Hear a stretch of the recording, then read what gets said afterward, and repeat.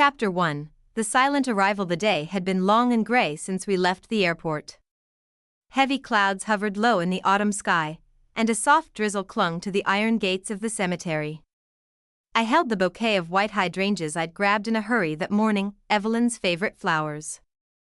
They felt heavier in my hands than they should have, like I was holding more than just blooms. Maybe grief, or maybe questions I hadn't dared to ask. James, my husband, stepped out of the car first. His shoulders were stiff, his jaw set.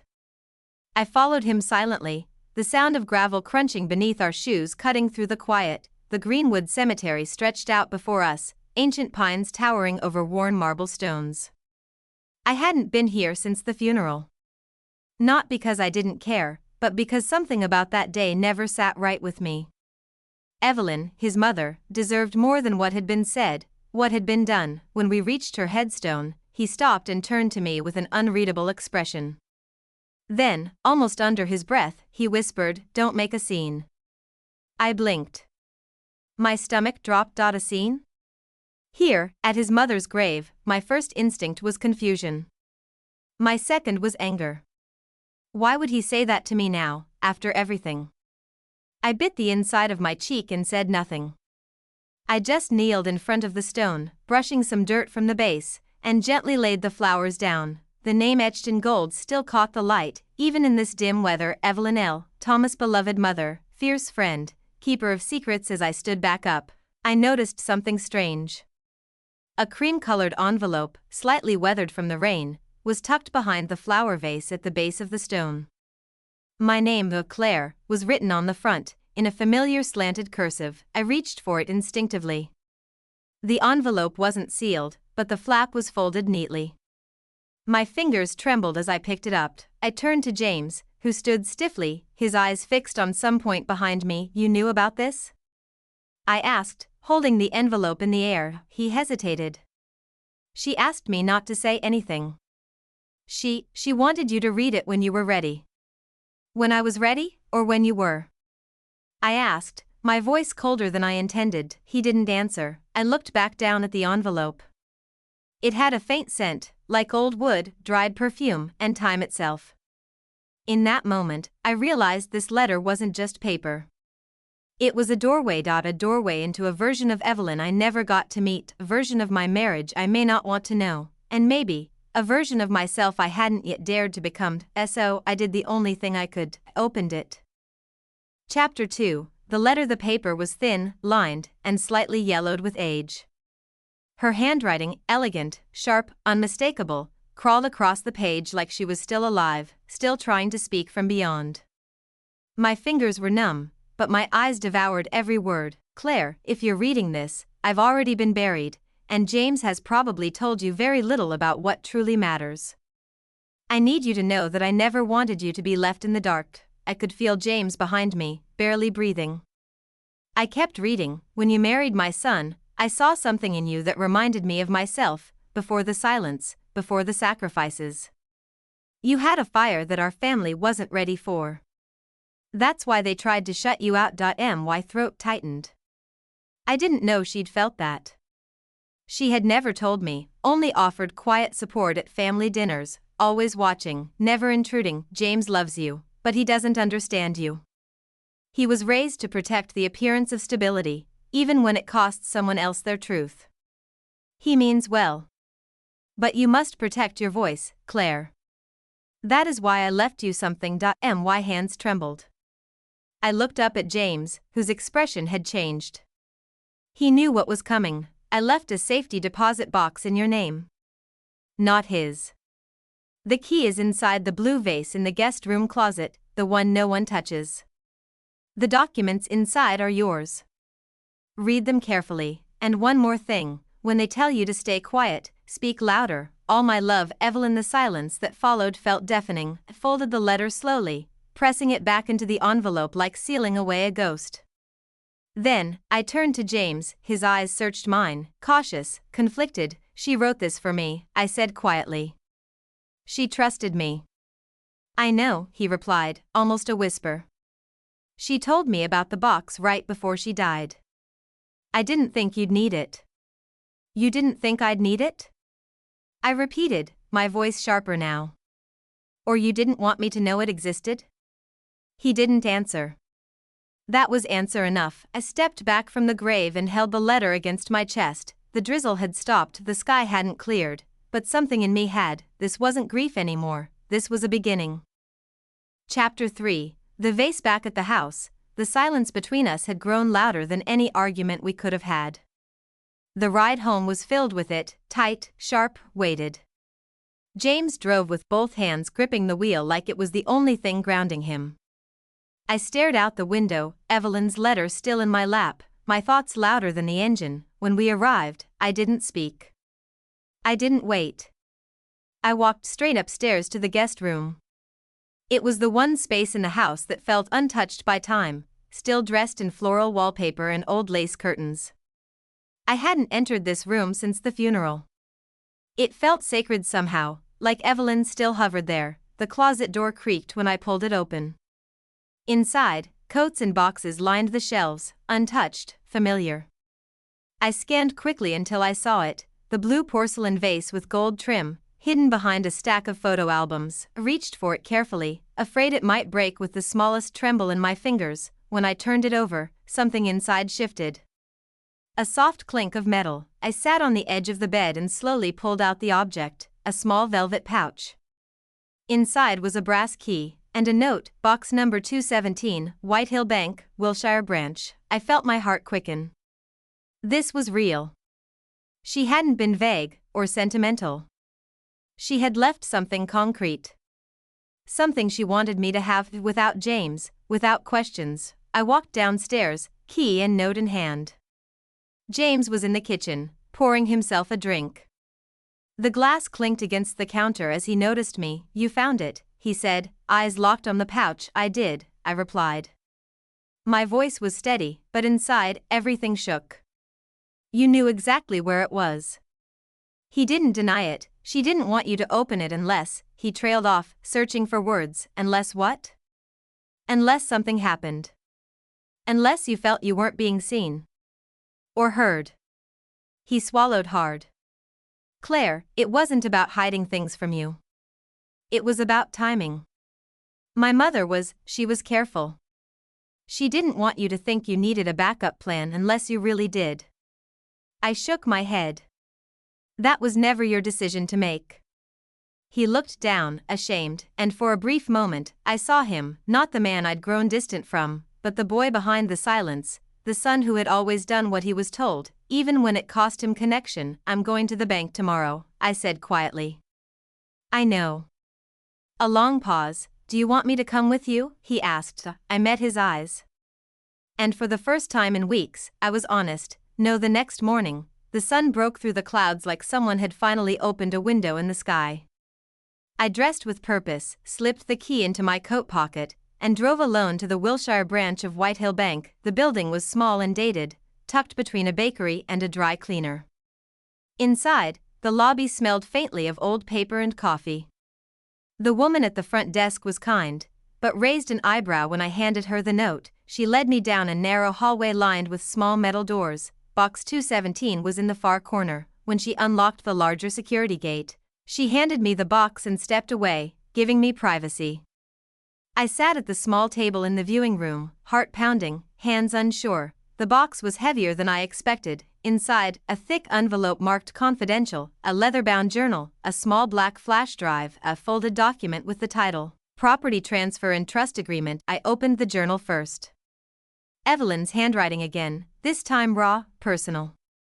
It began like a diary, chronicling her fears, her secrets, her doubts about her own family. About James. About me. She wrote about watching our marriage strain. About the times she wanted to speak up but didn't. Then she wrote about the night she changed everything, when she rewrote her will and moved a piece of property into a private trust under my name. I'll say you don't deserve it, Claire, but I watched you fight every day to be heard in this family. This is not a reward. It's recognition. I sat back, stunned. My hands shaking now. Inside the envelope were the legal papers. The flash drive, I assumed, held scans, maybe recordings. Evidence. Truth. Evelyn hadn't just left me money. She had left me clarity. Power. Proof, she had seen me, she had heard me, and now, she was helping me speak. I left the bank that morning with the box pressed tightly to my chest. Outside, the world felt different, brighter, sharper, real. I wasn't the same woman who had walked into that cemetery 2 days ago. I had walked in quiet. I would not stay that way.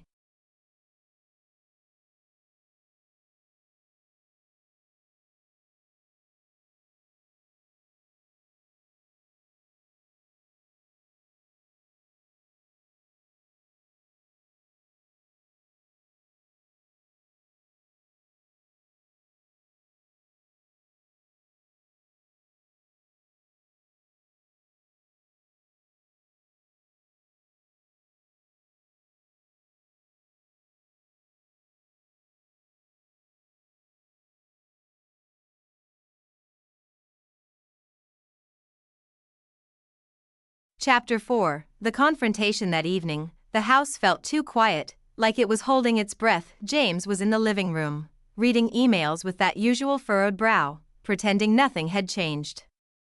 I walked in with the safety deposit box, set it down on the coffee table in front of him, and waited. He looked up slowly, eyes narrowing when he saw the journal and the documents. "You opened it," he said. Not a question, just resignation. "I did," I replied, calmly. "And now, we're going to talk." He set his laptop aside. "Claire, if this is about money, it's not about money, James," I cut in. "It's about your mother. And it's about me. And how this family treated both of us like we were temporary." He didn't speak, she saw me. She watched me try to fit into every space that rejected me. She saw me change who I was just to be tolerated. My voice cracked but didn't break. "And she left me this because she knew I wasn't being heard, not by you, not by anyone." James exhaled, pinching the bridge of his nose. "I never meant for you to feel that way. But I did. And you knew it. You saw it and did nothing." I pulled the journal closer, flipping to a page I'd marked earlier. "Claire has more strength than she knows." If James would only stop trying to control the narrative, he might finally understand that. His eyes flicked to the words. His shoulders slumped. "I wasn't trying to control anything," he muttered. "Yes, you were," I said firmly. "When you told me at the cemetery not to make a scene, that was you controlling the narrative. That moment wasn't about you. It was about her. And me. And yet, you made it about keeping everything in order. He looked at me, a trace of something behind his eyes. "Shame? Fear." "She left me the lake house, James. The trust papers are signed and filed. I own it now." His face went pale. "The lake house? That's been in our family for generations. And now she's passed it on to someone she believed deserved it. Not because of blood, but because of truth. Do you understand what that means?" He shook his head slowly, stunned. "It means your mother knew I was drowning in silence, and she gave me land to stand on. Not just physically, emotionally.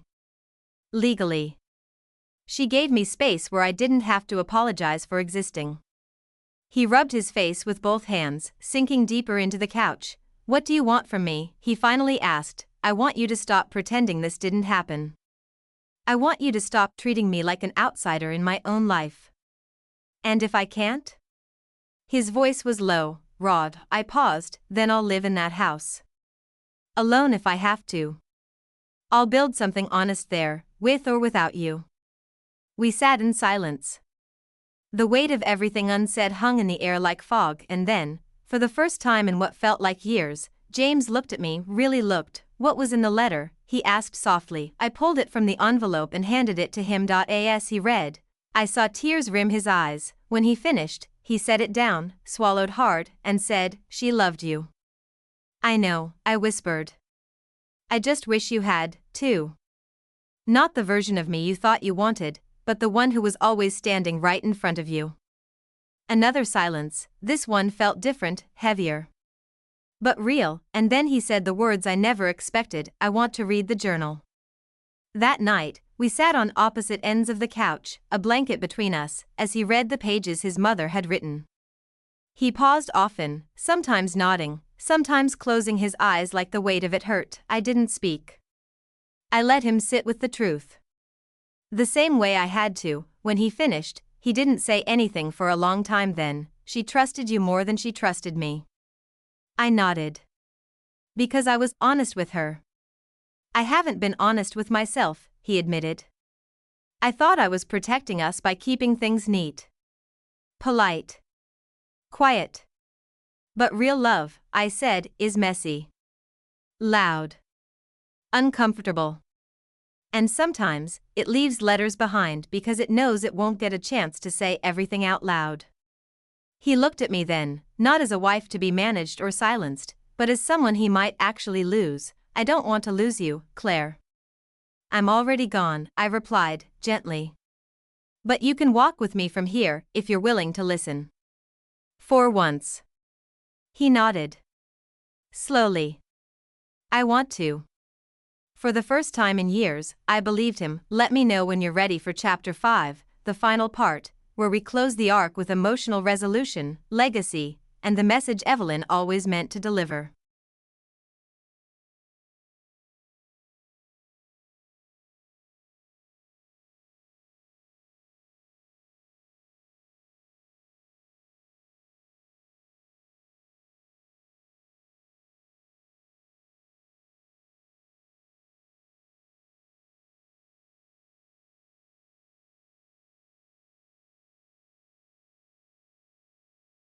Chapter 5. The voice I inherited. A week later, I stood alone at the lake house. The key Evelyn left fit perfectly into the front door, and when I stepped inside, it was as if time had folded in on itself. The scent of cedar and lavender still lingered in the air. Everything was just as I remembered from the few summers James and I had spent here early in our marriage, before the distance grew, before the silences settled in like dust, but now, it was mine, not borrowed, not shared, not tolerated. Given, I walked through each room slowly, letting my fingertips graze the furniture, the frames, the windows Evelyn had once looked out of. I imagined her sitting on the porch with a journal in her lap, watching the water ripple beneath a stormy sky, her thoughts louder than the wind. There was power in this space. But not the kind people fight over. This was a different kind of inheritance, a kind that said, I see you. I believe you. I choose you.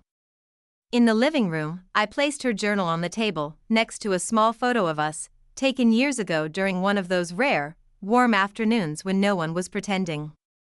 Just two women, smiling, without a script. Later that afternoon, I sat on the deck with a cup of tea, the lake stretching wide in front of me. James had texted that morning, take all the time you need.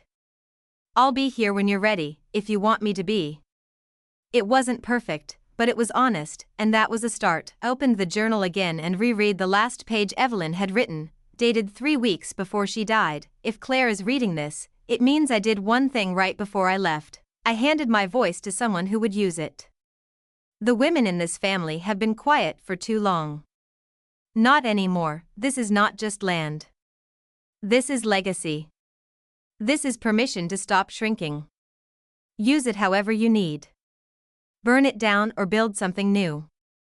Just promise me one thing, never let silence win again. I closed the journal, tears slipping quietly down my cheeks, not from sadness, but from something deeper. Relief. Gratitude. Awakening. Evelyn had known exactly what she was doing. She didn't just leave me a house, she left me a home inside myself, and a voice I didn't have to apologize for. A month later, I hosted a dinner at the lake house. Just a few people. Close friends. James came, too, tentative, thoughtful, quiet in the right ways this time. He didn't interrupt when I spoke. He didn't flinch when I brought out the journal and read one of Evelyn's entries aloud, and when the room went silent, he was the first to raise his glass and say, to the women who speak. And the men who finally learned to listen. There was laughter. Then tears. Then clinking glasses under the soft glow of string lights on the porch, and for the first time in a very long time, I felt light. Sometimes, I still visit her grave. I bring white hydrangeas and sit for a while. I don't say much. I don't need to, she already said it all, but once, I left a note tucked behind the vase. Just one line, I made a scene, Evelyn. and it changed everything.